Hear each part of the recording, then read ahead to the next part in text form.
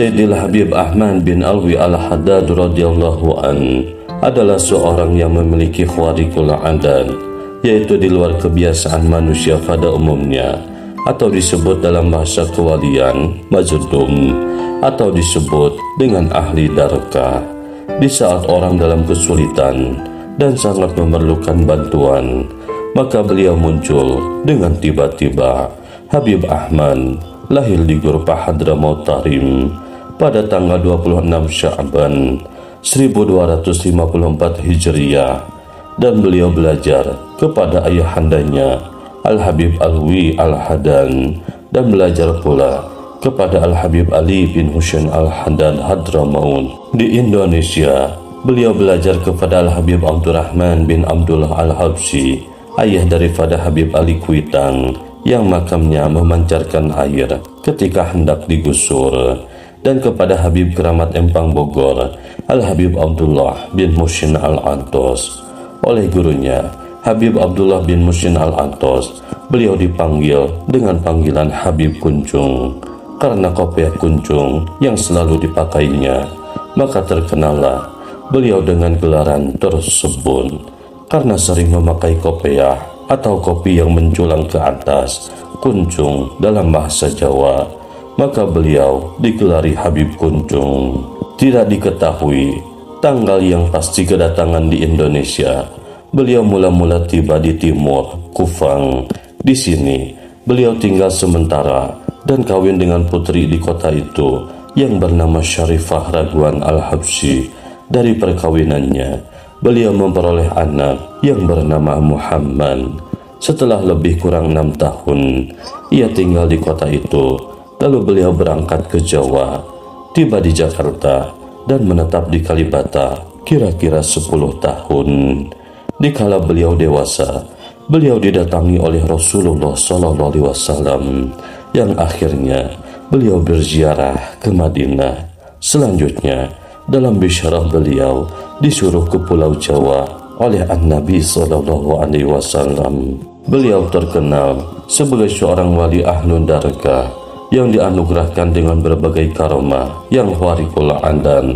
Di antara perkara yang ganjil yang sering berlaku adalah beliau sering muncul dengan tak semena-menanya dalam majlis-majlis di mana nama beliau tersebut. Dalam majlis-majlis ulama, beliau sering diminta untuk membaca kitab-kitab salam karena beliau memiliki suara yang lantang, menguasai bahasa Arab dan berilmu tinggi. Sungguh pun demikian, Habib Kuncung senantiasa bersikap tawadu dan humul. Sebagaimana beliau muncul dalam suatu majlis, maka begitulah juga beliau menghilangnya sendiri dengan tiba-tiba dari majlis tersebut tanpa disadari orang. Itulah antara sikap beliau yang senantiasa menghindarkan diri dari kemasyhuran. Dalam suatu cerita yang didapat dari Al-Habib Husain bin Abdullah bin Muhsin Al-Antos, beliau menuju ke Lombok, kemudian menikah dan memiliki seorang anak. Di dalam satu riwayat, di Bogor ketika beliau menziarahi guru beliau, Al-Habib Abdullah bin Muhsin Al-Antos, waktu itu Al-Habib Abdullah bin Muhsin sedang sarapan pagi. Tiba-tiba Habib yang berkarismatik tinggi, yang bermakom mulia ini tersenyum. Lalu ditanya oleh murid beliau, Al-Habib Alwi Al-Hadan, "Ada apa di kau tersenyum wahai guruku yang mulia?" "Lihatlah ya Alwi, itu Ahmad sedang menari-nari," seru beliau. Habib Alwi pun melihatnya seraya beliau pun tersenyum. "Apakah kau lihat ya Alwi?" seru Habib Keramat Empang. "Apa wahai guruku?" tanya Habib Alwi. Beliau menjawab, "Ya Alwi, itu Habib Ahmad menari-nari dengan bidadari." Kecintaan Habib Ahmad bin Alwi Al-Hadan bagi ayah dan anaknya, sehingga dimanapun ada Habib Abdullah bin Muhsin Al-Antos, pasti di situ ada Habib Ahmad. Identitas yang melekat pada dirinya adalah pedagang. Berdagang memang sudah beliau lakukan saat beliau masih muda. Posisi inilah yang membuatnya mengenal wilayah Asia Tenggara.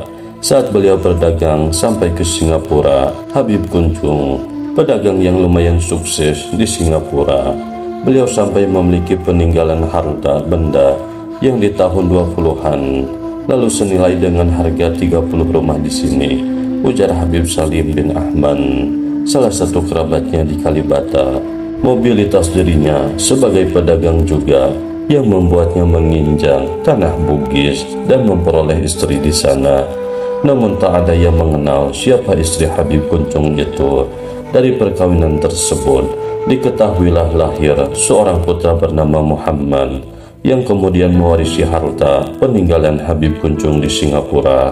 Namun sayang, Habib Muhammad kemudian meninggal dunia hingga terputuslah garis keturunan Habib Kuncung. Habib Kuncung selalu hidup berpindah-pindah. Tak ada yang dapat memastikan Habib Kuncung menetap di satu tempat tertentu. Beliau hadir dan pergi sesukanya. Hanya beliau memiliki tempat singgah di Kampung Melayu, yakni rumah seorang pegawai gubernuran Batavia yang menjadi temannya. Beliau juga pernah tinggal di Bogor di rumah Habib Alwi bin Muhammad bin Thohir Al-Hadan. Habib Kuncung sering muncul di Majelis Ulama kalangan habaib di Jakarta yang dipusatkan di kediaman Habib Ali Al-Habsyi Kuitang. Namun beliau dikenal masyarakat Bogor karena banyak menghabiskan waktu di sana. Hidupnya yang bergaya pengembara membuat tak banyak orang yang mengetahui sejarahnya secara persis. Beliau hadir dan dikenal masyarakat sebagai seorang ulama yang misterius tapi berilmu tinggi.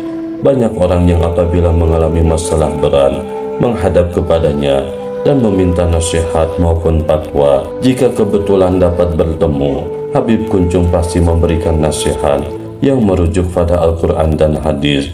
Beliau menunjuki pokok-pokok penyesalan beserta lituralnya dan kemudian menyuruh si peminta fatwa mengecek serta mengkajinya sendiri. Jika para ulama berkumpul dan membaca sebuah kitab, selalu Habib Kuncung yang membaca kitab itu karena suaranya yang bagus serta penguasaan bahasa Arabnya yang tinggi. Belakangan, karena kadang-kadang bersikapnya terik dan tak biasa, Habib Kuncung dianggap gila, tapi ini diyakini merupakan hal yang disengaja karena beliau tak ingin dilebih-lebihkan orang. Saat itu, beliau memang sudah mulai menunjukkan beberapa kelebihannya. Pernah satu ketika, para ulama berkumpul di Kuitang. Mereka ingin melakukan perjalanan ke Cirebon, memenuhi sebuah undangan. Saat itu, Habib Kuncung agak terlupakan hingga tidak ikut rombongan ke stasiun. Para ulama berangkat pada pukul 7.30 pagi. Sesampainya di stasiun Cirebon, ternyata para ulama menemukan Habib Kuncung sudah di sana. Ketika ditanya, beliau mengaku sudah berada di stasiun sejak pukul 7.30. Rupanya ketika rombongan ulama berangkat ke stasiun, naik kereta menuju Cirebon, Habib Kuncung juga berangkat ke Cirebon, tapi dengan caranya sendiri. Pernah pula, suatu ketika Habib Kuncung membakar sampah dalam lubang yang besar. Di sekitar lubang itu terdapat pohon pisang. Rupanya pohon pisang itu sengaja ditanam orang. Terang saja, melihat lubang sampah itu dibakar, pemilik pohon pisang marah besar kepada Habib Kuncung. Habib Kuncung hanya diam hingga api itu padam. Ternyata pohon pisang itu tak ada yang mati, bahkan kemudian malah lebih bagus tumbuhnya. Karomahnya yang lain, setiap kali Habib Kuncung memakai jasa tukang delman, delman itu pasti pulang lebih awal karena setoran menjadi mudah tercukupi. Kusirnya juga akan pulang dengan uang yang lebih dari biasanya. Makanya banyak sekali tukang delman yang berharap-harap agar delmannya dinaiki Habib Kuncung. Sekalipun bersikap aneh dan selalu muncul menghilang, orang-orang mengenang Habib Kuncung sebagai pribadi terhormat yang soleh. Hal-hal yang dilakukannya merupakan satu bentuk ketawaduan. Beliau tak ingin orang memuja dirinya dan punya pikiran macam-macam. Beliau ingin dikenal sebagai orang biasa saja. Begitu tawadunya Habib Kuncung.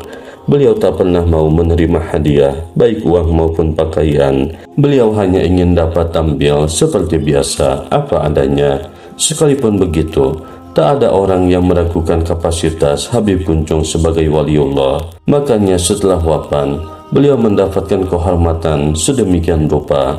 beliau juga ahli darkah. Saat orang-orang dalam kesulitan atau sangat memerlukan bantuan, beliau muncul dengan tiba-tiba. Makam beliau selalu ramai dikunjungi orang-orang untuk berziarah, bertabaruk dengannya.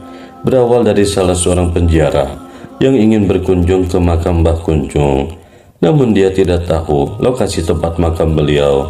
Di suatu perjalanan, dia berpapasan dengan seorang tua renta. Kemudian orang itu mengantarkan dia menuju bibir pintu dekat makam sambil menunjukkan pusara makam. Pada saat penziarah itu melihat foto yang berada di lokasi makam, ternyata orang tua yang mengantarkannya itu sama wajahnya dengan foto yang terpampang. Ada kalanya juga seorang yang didatangi Habib Kunjung dalam mimpinya. Semasa hidupnya, banyak kisah aneh di luar kebiasaan yang tersebar melalui bibir ke bibir dan turun-menurun dari masyarakat sekitar.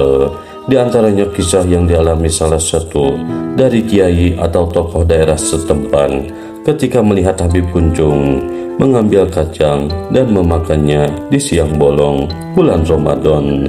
Lantas kiai tersebut bertanya, "Beb, ente gak puasa apa?" "Ane puasa, Bib." Habib Kunjung menjawab, "Ini bukan untuk ane, ini buat ikan di laut. Coba kamu lihat mulut ane."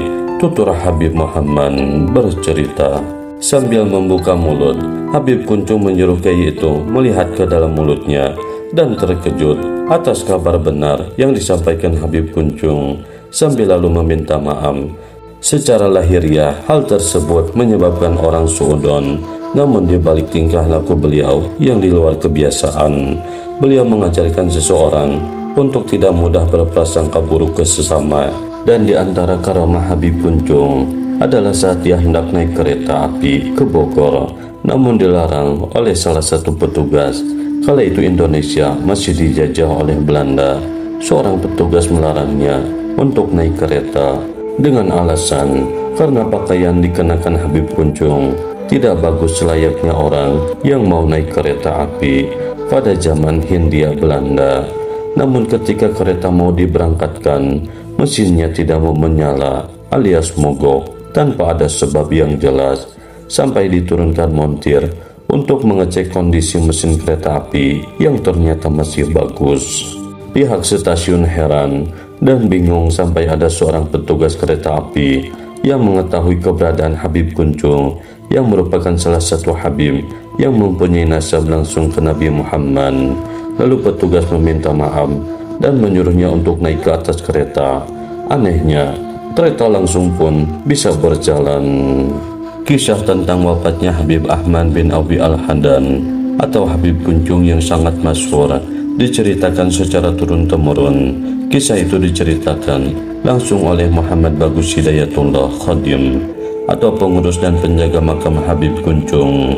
Jenazah Habib Kunjung sempat tak bisa diangkat ketika hendak diturunkan, padahal yang lahat sudah disiapkan. Jenazah beliau setelah disolatkan tak bisa diangkat-angkat, kata penjaga makam tersebut. Akhirnya Habib Salim bin Toha Al-Hadan melakukan sholat dan meminta petunjuk kepada Allah Subhanahu wa Ta'ala. Berselang setelah melaksanakan sholat hajat yang dilakukan Habib Salim bin Toha Al-Hadan, turunkan Habib Kunjung ingin dimakamkan di sebelah makam Habib Abdullah bin Ja'far Al-Hadan. Jenazah pun seketika bisa diangkat